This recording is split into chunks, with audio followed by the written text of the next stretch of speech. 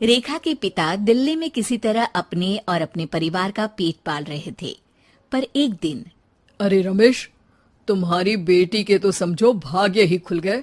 वकील लड़के का रिश्ता आया है। अरे वाह, कब करना चाहते हैं शादी? वो लोग तो जल्द से जल्द ही करेंगे। बाकी शाम को मैंने रेखा को देखने के लिए बुला लिया है। तेरा घर छोटा है तो तुम लोग मेरे घर ही आ जाना। राकेश और उसकी बीवी सारी तैयारी के साथ रोहित और रेखा की शादी कर देते हैं। लेकिन अगले ही दिन, देखो रेखा, शादी भले ही हो गई है, लेकिन तुम ये मत सोचना कि मैं किसी जोरू के गुलाम टाइप रहूंगा। रेखा को रोहित की बात अजीब लगती है। मैं ये तो सोच भी नहीं सकती और ना ही चाहती हूँ, लेकिन शादी के अगले ही दिन इस तरह की बात की उम्मीद भी नहीं थी। रोहित रेखा के मुंह से ये बात सुनकर गुस्सा हो जाता है। अरे, काफी जबान भी चला लेती हो। माँ ने सिखाया नहीं कि पति से कैसे बात करते हैं? रेखा अब चुप रहने में ही भलाई समझती है। रेखा, जल्दी से नाश्ता तैयार कर लो। आज पहला दिन है, सारे काम तुम्हें समझा दूंगी। ये नौकरानी है जो तुम्हें बता देगी कि कैसे कैसे क्या करना है। फिर इसकी कल से छुट्टी है। रेखा भी ससुराल में जी जान लगाकर काम करने लगती है। खाली समय मिलता तो पति के वकालत की किताब उठाकर पढ़ने लगती। ये क्या, जब देखो तब पढ़ती रहती है। अच्छा सुन, कल पिता के घर से 20,000 रुपये लेकर आना। मेरे छोटे बेटे की फीस भरनी है। लेकिन पापा क्यों भरेंगे उसकी फीस? अरे वाह जी वाह, पापा क्यों भरेंगे? तो ये बता, हम क्यों रखेंगे तुझे यहाँ? क्यों खाना देंगे फ्री में? अरे, क्योंकि मैं बहू हूँ इस घर की। तभी वहाँ रोहित आ जाता है। अरे वाह, बड़ी जबान चला रही हो। चुपचाप माँ जो कह रही है वैसा कर, वरना सामान उठा और जा अपनी झोपड़ी में। बेचारी रेखा क्या करती, पिता के घर जाती है, उनको सारा हाल बताती है। पिता भी जैसे तैसे पैसों का इंतजाम कर बेटी को ससुराल के लिए विदा करते हैं। देखा, अब कहाँ से आए पैसे? अरे बहुत माल है तुम लोगों के पास, बस सीधी उंगली से निकालते नहीं। नहीं नहीं माँ, पापा ने अपनी मोटरसाइकिल बेचकर पैसों का इंतजाम किया है। पता नहीं अब वो ऑफिस कैसे जाएंगे। अरे वाह भाई, ये भी हम सोचे।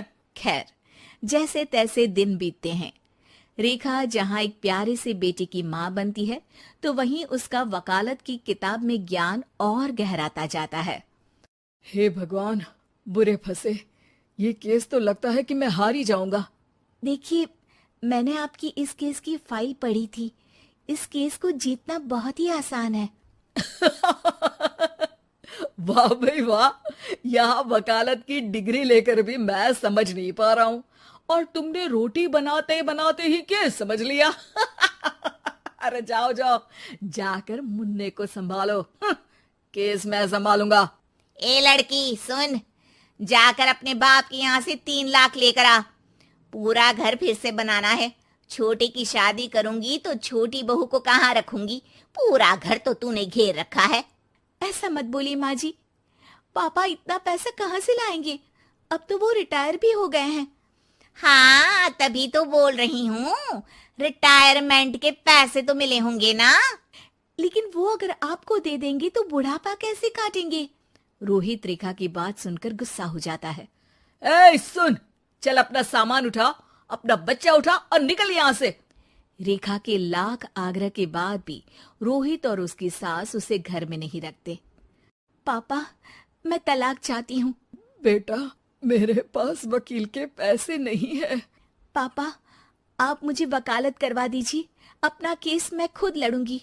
इस बार रेखा के पिता भी उसे ससुराल ना भेजकर रिटायरमेंट के पैसों से वकालत करवाते हैं।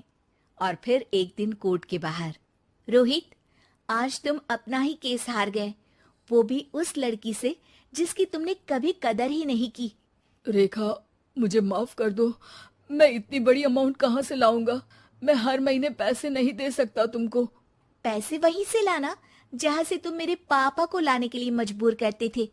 एक पिता अपनी बेटी की शादी उसकी खुशहाली के लिए करता है, ना कि सारी जिंदगी कर्जदार बनने के लिए। अरे, मेरे ही बेटे की किताब पढ़ पढ़ कर ज्ञान बांट रही हो? वकालत की किताब तो ससुराल में ही पड़ी थी ना। बिल्कुल, यहाँ मेरी गलती रही। जिस पैसे से मैंने इसकी शादी की थी, मुझे वो पैसे पहले इसकी पढ़ाई में लगाना चाहिए था। और आज रेखा एक जानी मानी वकील के रूप में काम कर रही है।